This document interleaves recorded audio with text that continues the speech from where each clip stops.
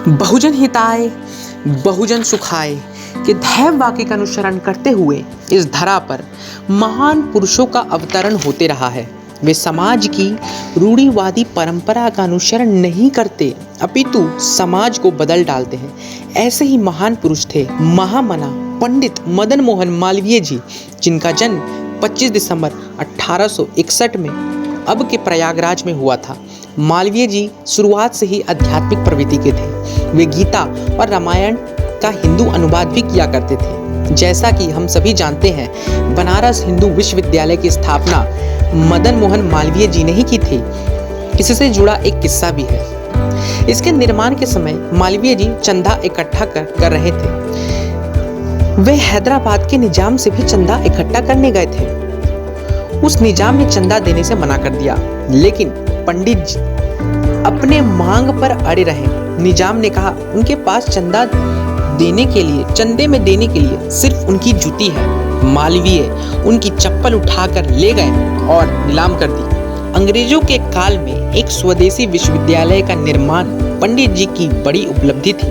पंडित जी ने चंदा इकट्ठा करने के लिए कन्याकुमारी तक की यात्रा की। मालवीय जी ही ऐसे महान व्यक्ति थे जिन्होंने सत्यमेव जयते को घर घर तक पहुंचाया। इन्होंने पत्रकार के रूप में भी अपनी भूमिका निभाई। अंग्रेजों के काल में लोगों में क्रांति भरने का कार्य इन्होंने अपने पत्रकारिता के माध्यम से किया। उन्होंने भारत और पाकिस्तान के बंटवारे का पुरजोर विरोध भी किया। ऐसे ही महान पुरुष के सम्मान में प्रस्तुत है एक छोटी सी कविता। कवि शिव मंगल सिंह सुमन जी लिखते हैं, वरदान मांगूंगा नहीं, वरदान मांगूंगा नहीं, ये हार एक विराम है, जीवन महासंग्राम है, तिल तिल पर मर मिटूंगा, पर दया की भीख मैं लूंगा नहीं, वरदान मांगूंगा नहीं। स्मृति सुखद पहरों के लिए, स्मृति सुखद पहरों के लिए, अपने खंडहरों के लिए, यह जान लो मैं विश्व की संपत्ति चाहूंगा नहीं, वरदान मांगूंगा नहीं।